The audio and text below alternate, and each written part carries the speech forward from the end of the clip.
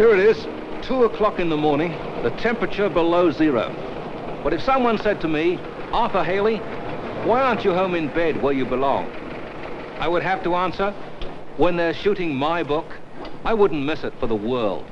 Not without some nervousness, mind you. How could anyone put on the screen the over 20 major characters, the 7 stories within one, the highly sophisticated technology that took 2 years to research, plus storms, blizzards, explosions, a crippled airport, a damaged plane? Nervous or not, I accepted producer Ross Hunter's invitation to watch the filming of Airport.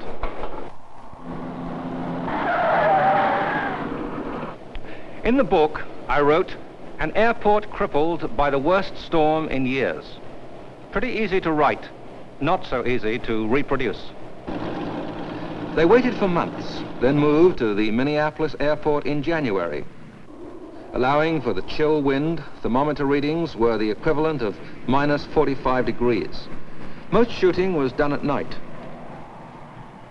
Every afternoon for weeks, out came the caravan of tall towers used for lights and cameras, the snow machines and fans, the generators, the camera trucks, the sound trucks, heating equipment, the supply trucks. And then the lights were lit and our star was beautifully illuminated. Oh yes, the 707 is one of a dozen stars around whom the action of Airport revolves. Heaters make work bearable for the men. They also keep the cameras warm enough to turn. Yet I was told there were times when the film actually froze. Fortunately for everybody's ulcers, writer-director George Seaton was piloting the show. Here, George Seaton prepares Burt Lancaster, Dean Martin for a scene. The pilot from your Flight 45 made a shortcut across the field, and he didn't make it. Well, what are you doing about it? What do you think I'm doing about it? With airports so overwhelmingly busy these days, how could a studio be given time to shoot in one? Easy. Hire 1,000 extras and have them report to the Minneapolis airport after midnight.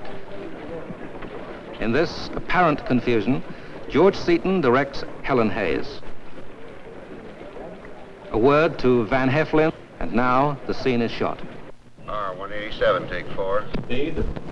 Background action. Action. I'm much better, much better. Perhaps you're right. You better get a doctor.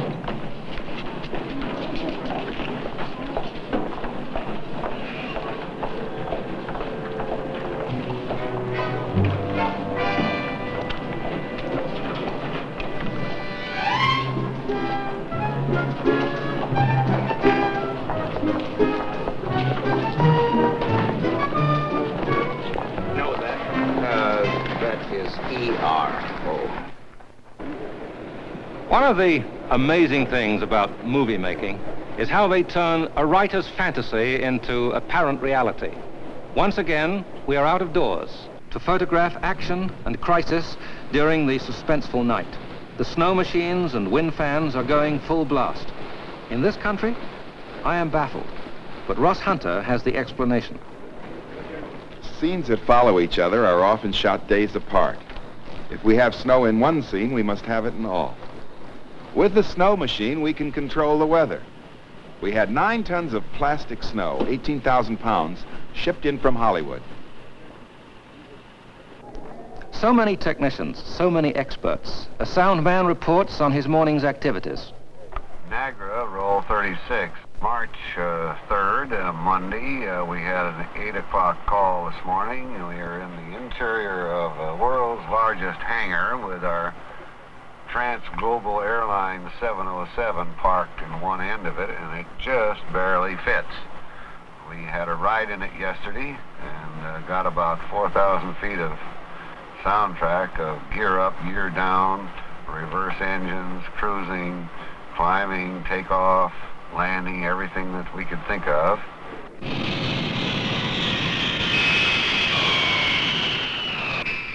A key point in the story is that this particular plane slips off a runway and gets mired in the snow and mud underneath. How do you get an airplane that weighs over 100 tons out of a hole? for Joe Petroni, the troubleshooter, the film uses George Kennedy. The way you guys keep heading for this bus looks like you got a broad stashed in there. Out! Everybody out! I wrote, quote, "The road to the airport was blocked by traffic," unquote. Here is the activity motivated by those few simple words. Take one. Hey, camera! Or he'll be camera. about 4 minutes. Both cameras are still rolling? We're turning. All right, let him go. Get out of the way.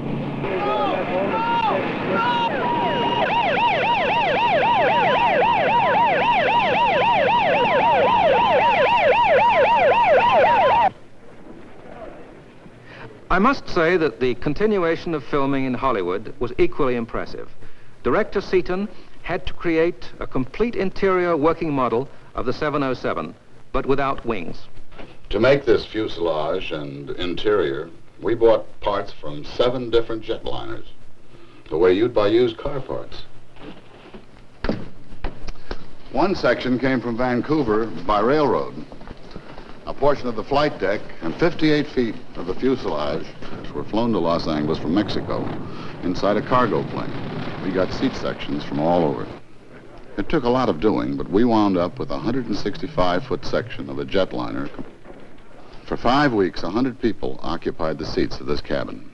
It was as complete as we could make it.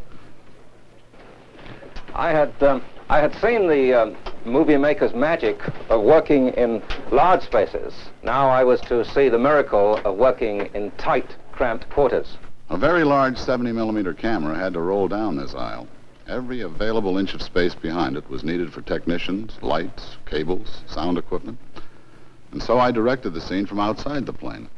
A small TV camera and a speaker mounted on a movie camera transmitted the scene to a TV set outside.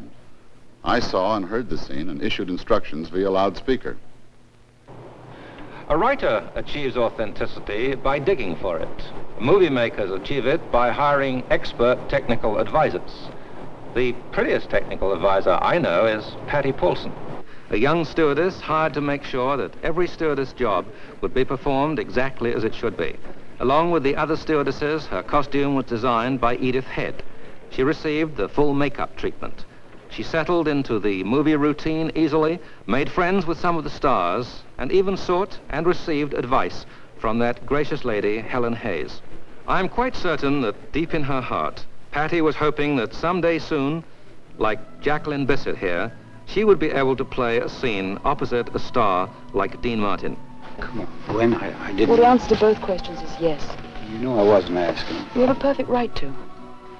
I want you to know something, Fern. That there hasn't been anyone else but you. You see, there couldn't be. I happen to love you. The ultimate challenge in the book is the explosion and decompression chapter. Everything has to break loose. Everything has to fly through the cabin at fantastic speed. Everything that isn't structural.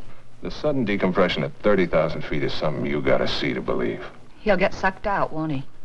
Until that pressure equalizes, everything within 20 feet of him that's not nailed down or strapped in is gonna get sucked right out that hole. Those who have followed space flights on television may find a parallel between ground control for spacecraft and air traffic control for airplanes.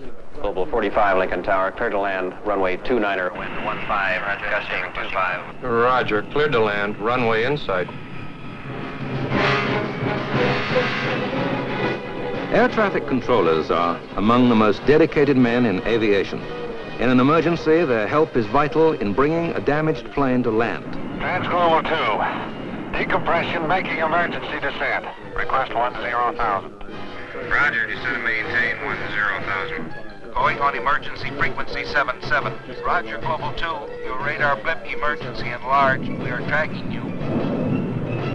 The attention to the most minute detail with which the producers filmed the flight of the crippled plane in airport is something I don't think I'll ever forget, even though I wrote it.